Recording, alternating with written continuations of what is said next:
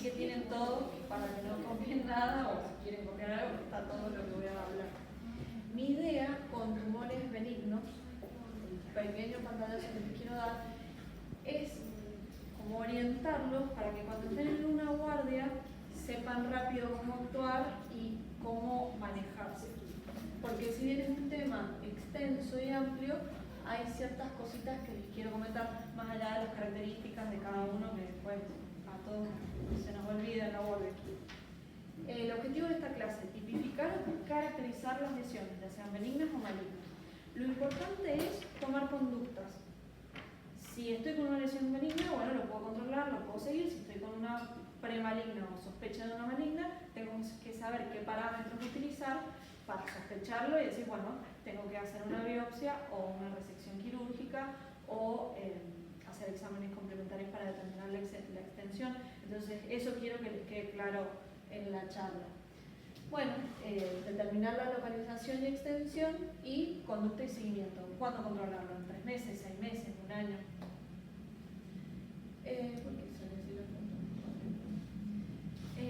Tenemos que saber que la lesión puede estar en cualquier capa del párpado, no solo en piel, sino que puede estar en el músculo, en el septum, en la grasa, en los músculos, elevadores medullosa, tarso y conjuntiva. Lo mismo que en el párpado inferior.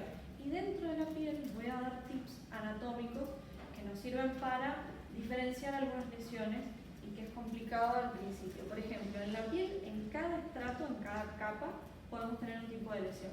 Hay epidérmicos, melanocíticos y no melanocíticos, hay dérmicos, hay anexiales. Los anexos, recuerden que se ubican en la dermis y bueno, también pueden salir del folículo piloso y bueno, después tenemos tejido celular subcutáneo. Esto es importante porque la línea gris es un reparo anatómico que nos divide la vena anterior y posterior del párpado. En la vena anterior, por delante, tenemos las glándulas de Seyss y Moll. Una sebácea y la otra sudorípara, que nos dan las distintas partes o porciones de la película lagrimal, eso ya lo saben. Pero ¿por qué les hago esta asociación? Porque un orzuelo externo no es lo mismo que un orzuelo interno. El orzuelo per se es interno, es decir, está en la vena posterior. ¿Dónde? En glándulas de Meibomian, en la placa tarsal. Pero si yo digo orzuelo externo, no es una glándula de Meibomian, es una glándula de Seyss. Es externa, ¿sí? Entonces estamos hablando de un quiste de Seyss. Por ahí esos datos están buenos. Vamos a tener lo mismo. Bueno, en el examen oftalmológico, ya sea consultorio o guardia, tengo que tener en cuenta los factores predisponentes, las enfermedades sistémicas adyacentes, síntomas asociados, la tasa de crecimiento y el tipo de evolución. Y esto es crucial. Ubicación, tamaño, color, forma, consistencia, si es translúcido o no, si puede ser quístico o grasoso, la movilidad y la consistencia propiedad del origen. Podemos hacer exámenes complementarios, la biopsia, iconografía es fundamental, eso es fundamental en toda lesión palpebral o de cualquier índole, ecografía o tomografía de resonancia. Sé que ya lo vieron, esa es la clasificación. Como vieron, en cada porción anatómica del párpado tenemos distintas lesiones. Y de acuerdo al origen, inflamatorio, infeccioso, traumático o neoplásico. Como para hacerles el esquema mental. ¿Qué les parece que es esto? Bueno, es un diagnóstico diferencial del papiloma famoso, la patología más común o más frecuente del párpado. ¿Dónde está? En la epidermis. ¿Qué existe histológicamente? Hay paraqueratosis y hiperkeratosis a expensas del estrato espinoso. Eso no importa, pero está bueno porque ustedes lo van sectorizando. ¿Qué hacemos con esta lesión? Lo controlamos, no hay conducta quirúrgica, ¿sí? Conducta expectante. ¿Puedo hacer un shaving estético? Sí, obvio. No una marsupinalización. Muy bien. Destrechás el quiste. Entonces sacas el contenido. Esto no es quístico, es sólido. Y es a expensas de los queratocitos. Entonces podemos tener cutáneo, de tipo frambuesa o hiperqueratóxico. Y tenemos un montón de diagnósticos diferenciales que alguien dijo por ahí que conozco.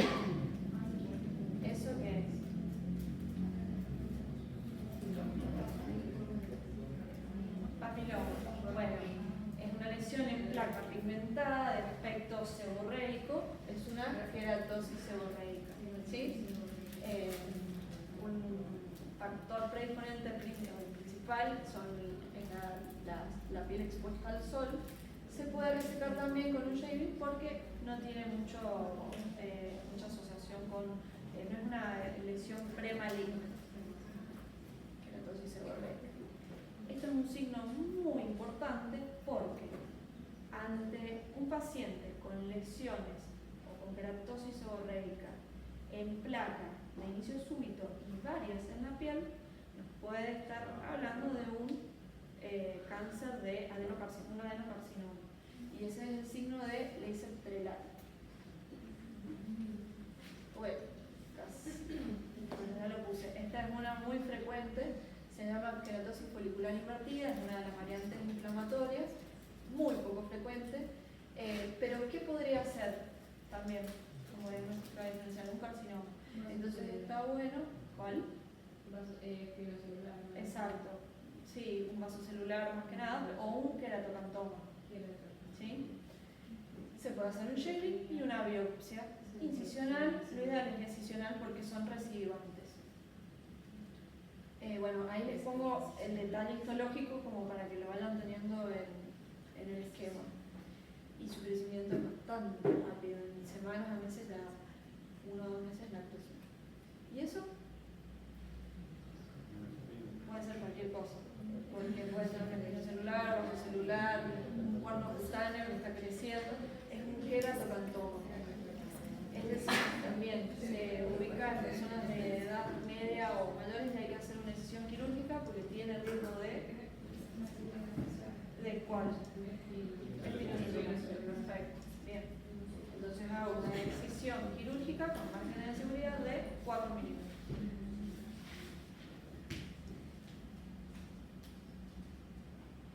Puedo hacer una... Y eso me tocó un paciente hace 2 meses, tuve que hacer la cirugía, me impresionaba al principio un chalación, pero luego creció de esta manera. ¿Qué les parece que es?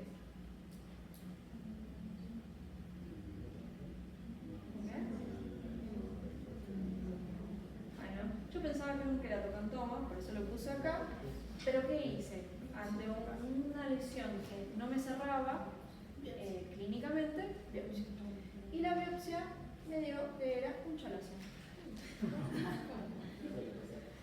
Se rascaba mucho y se sacaba la contrita y se quedaba. Pero por las dudas yo lo biopsié. Sí, hice un shaving, se ponen desmarres, el de chalación, haces un corte con bisturí, menos de 5 milímetros, cierra por segunda, pero evidentemente se regeneró bastante bien. Si no tienen predisposiciones a hacer coloides, pueden cerrar muy bien, sin necesidad de hacer puntos, porque pueden hacer entropion o extropion. Justo en el borde no es muy bueno hacerlo. Podemos usar bipolar, el electrocauterio y nada más. Eso.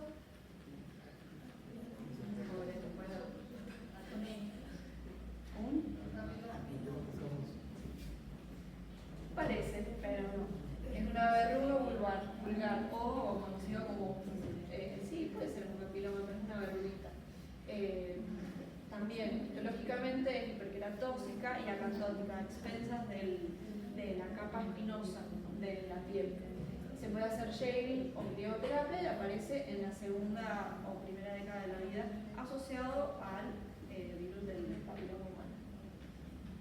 Y eso sí lo conocemos. Un molusco, muy bien. Bueno, el molusco, ¿qué hacen? ¿Le dan corticoides o no? No. Lo sacamos, incluso revierte la lesión y curamos esas conjuntivitis foliculopapilares que generan. ¿Sí? ¿Cómo? Hay que resecarlo, hacer un shaving de la lesión o, si se puede, una biopsia, resecar toda la lesión. No significa que sea incisional, pero es la única forma terapéutica que tenemos. No revierte con otra cosa. Shaving o crioterapia. ¿Y eso?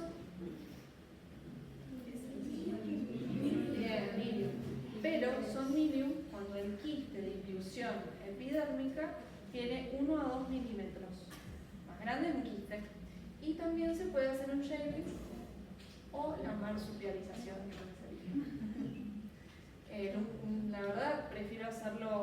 shaving. O uno pincha la lesión y el contenido con una pinza lo elimina para no crear, para que sea más estético.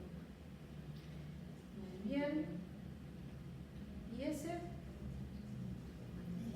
puse todo ahí, ¿viste?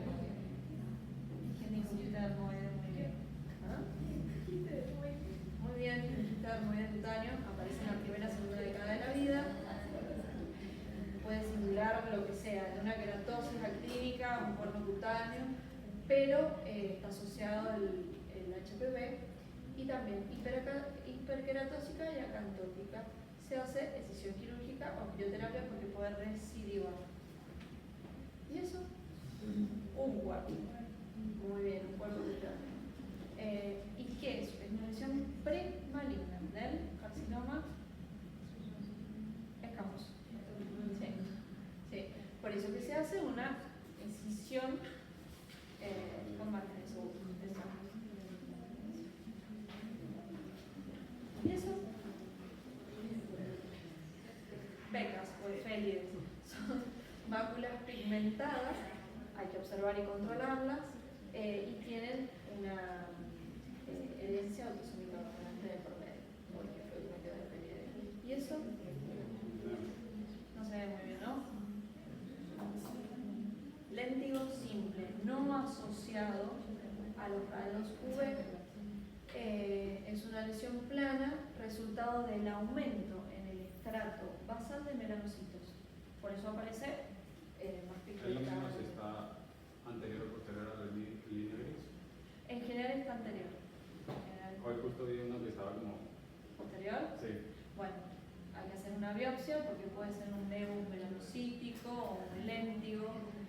Esas lesiones planas o máculo-pápula hiperpigmentada pueden ser varias cosas. Totalmente plano, pero estaba más en relación con la mucosa, no estaba tan... O sea, lámina posterior. Claro. Bien, bueno, se puede biopsiar. Sí, se puede hacer un pequeño shaving y mandar a analizar. Si sale algo maligno, la decisión quirúrgica. ¿Sí? Bueno, y eso, la verdad que todo parece igual. Esto es un léntigo solar. Es lo mismo, pero asociado a los rayos UV. ¿Y eso?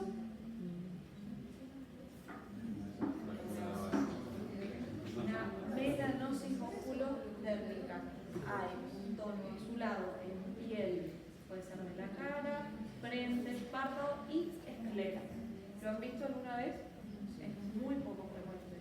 Muy poco frecuente.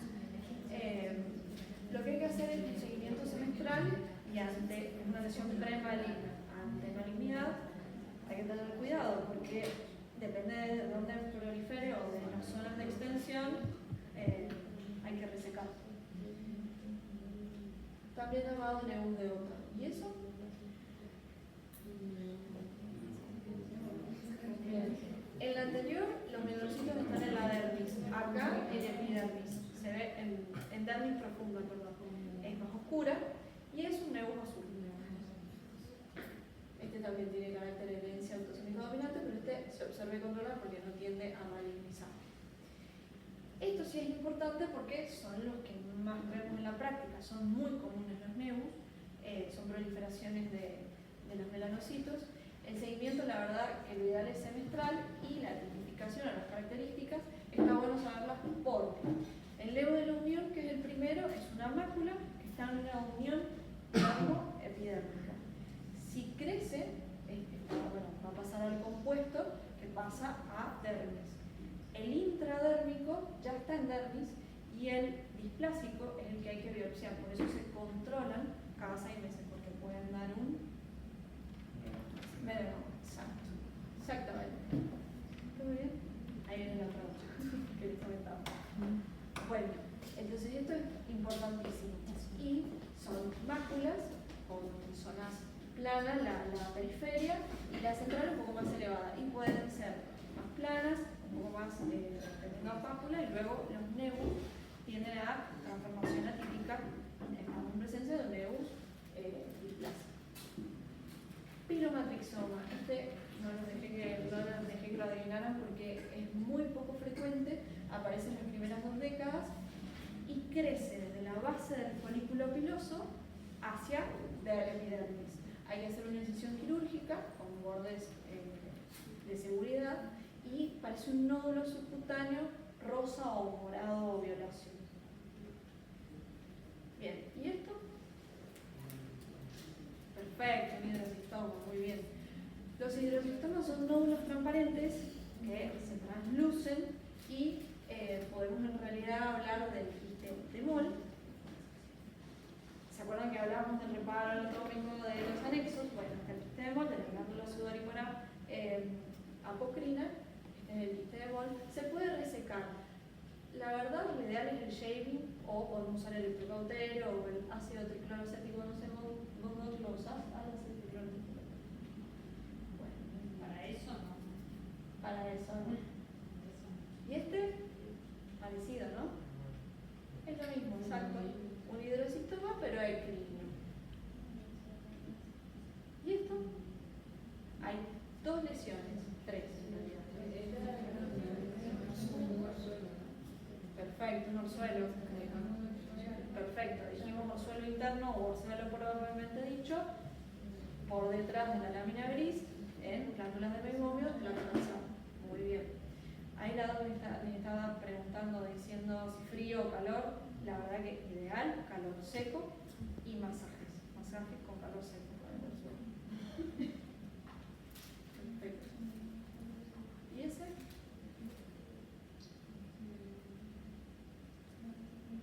¿Dónde está? ¿En borde anterior o borde posterior? ¿El anterior o la menos posterior? Anterior. Entonces es un suelo externo quiste de seno. ¿Bien? Perfecto. ¿Y esto? Santelasma. El santelasma entonces es una lesión amarillenta formada por histocitos, es decir, células dendríticas como macrófagos que almacenan lípidos y no tiene que ver con el colesterol sanguíneo. Si bien hay una relación, pero el aumento no se condice con la cantidad de lesiones alrededor del párpado o diente, ¿sí? Lo mejor que se puede hacer es hacer una resección quirúrgica, porque el láser de CO2 es muy superficial y estos santelasmas están más en la dermis, no epidermis, ¿sí? Perfecto. Vamos con otro y eso ya terminamos con benigno, pero para que sepan esto. ¿Qué les parece que es? ¿Cómo? Bueno, puede ser cualquier cosa, es un granuloma piógeno. Esto puede ocurrir, por ejemplo, con una resección de un chalación. Bueno, lo he visto en plásticos también. Son lesiones rosas, vascularizadas, están en el endotelio, presentan un estroma fibroso y se puede tratar con corticoides o beta bloqueantes. ¿Y esto? Un hemangioma capilar. Estos hay que controlarlos. En general pueden promover miopía, proptosis dependiendo del tamaño, estrabismo. Son amartomas de células endoteliales y la idea es seguirlos porque por las complicaciones que generan, porque se genera de forma congénita o adquirida, pero en los primeros años. Crecimiento entre los 3 y 6 meses y se puede estabilizar y resolver espontáneamente entre los 4 y 8 años. ¿Sí? Y eso es una ptosis, está expresando una lesión del párpado superior en S itálica y se llama neurofibroma plexiforme asociado a la neurofibromatosis tipo 1. ¿Esto lo vieron con la doca anterior? No. Bueno, ok, la idea es, dependiendo del reparo anatómico, las lesiones hay luminomas, pero estas son las más frecuentes con las que se van a encontrar. ¿Sí? Exactamente, puede ambliopizar cuando cubre el eje visual, entonces también hay que seguirlas de cerca, seguimiento semestral. Y eso, no se nota mucho ahí, pero un schwannoma. Por eso es importante biopsiar, ¿sí? Hay que hacer una incisión completa y aparecen en la mediana edad y adultos mayores. Ahora sí, vamos al tema de hoy rápidamente.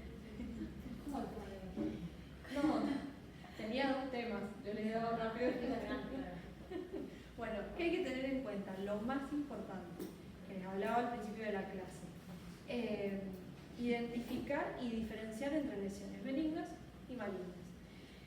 Los bordes, la asimetría, el color, el tamaño y el cambio de forma. Ahí les puse la clasificación completa, igual que en tumores benignos. Perfecto. Esta es la primera que vamos a ver y es la principal. No quiere decir que sea la única.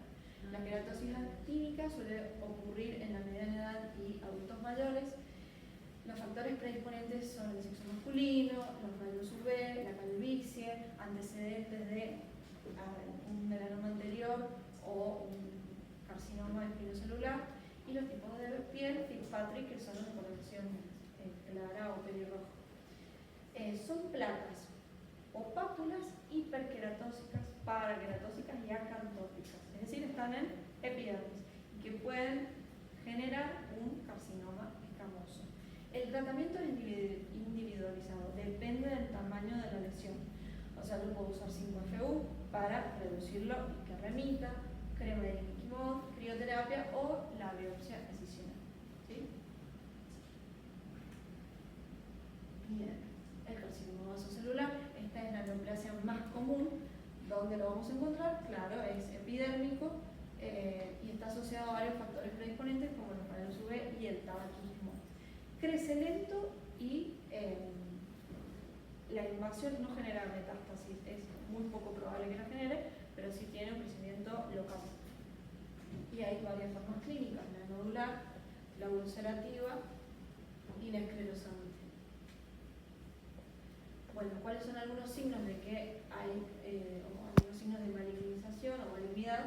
La ulceración, la palpación indolora, la madarosis, los bordes irregulares, la destrucción de la arquitectura del borde palpebral. Y esta es la segunda neoplasia más frecuente o más común, el carcinoma espinocelular, al revés que el carcinoma vasocelular, crecimiento rápido y metastásico. Y algunos factores predisponentes son los rayos UV y el envejecimiento. Formas clínicas: nodular, ulcerativo y el cuerno cutáneo asociado al carcinoma escamoso invasivo. Y bueno, esto es a expensas del trato espinoso de la epidermis. La tercera, melanoma, está asociado a personas de mediana edad y mayores. También está asociada a los factores de riesgo característicos son los rayos UV. Es una lesión melanocítica pigmentada y puede derivar de un léntigo maligno, es decir, puede malignizar el solar, que les comentaba antes, y podemos diferenciarlo o hacer el diagnóstico diferencial con las lesiones melanocíticas.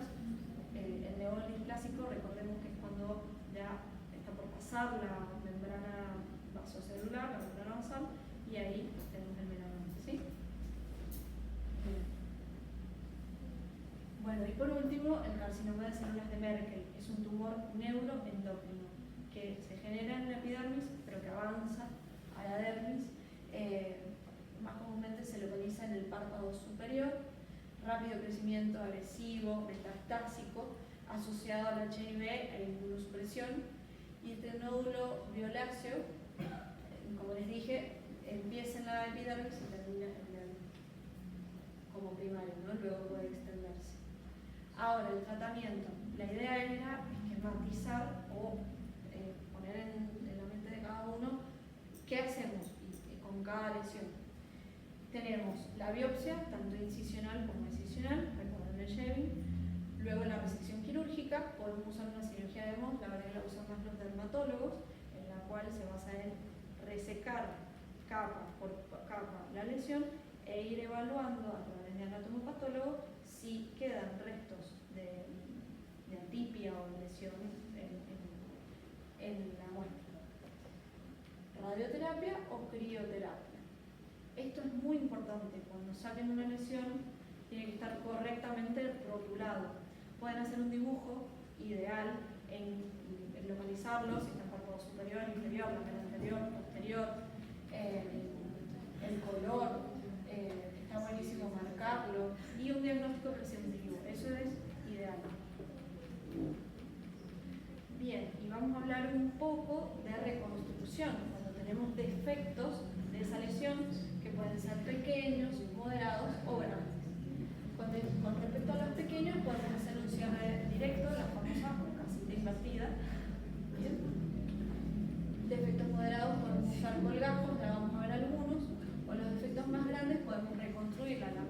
posterior y hacer un injerto. Puede ser, bueno, lo he visto al doctor Coronel, he visto hacer injertos de mucosa labial, de paladar, auriculares. Este es el de Tencel. Lo que hacemos es resecar piel y hacer una rotación para que en defectos mayores a la mitad del párpado, del inferior, queden para construir la lamela anterior y posterior. Hacemos esto, rota el tejido desde piel, de canto externo, hacia el párpado inferior.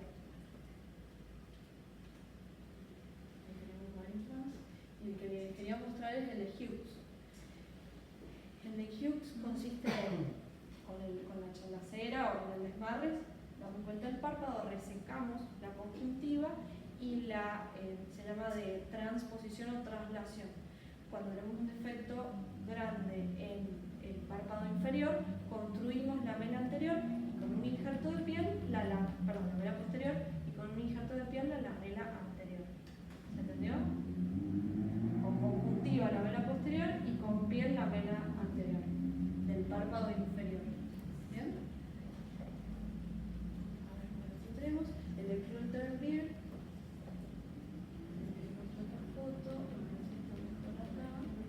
También es al revés, del párpado inferior al párpado superior.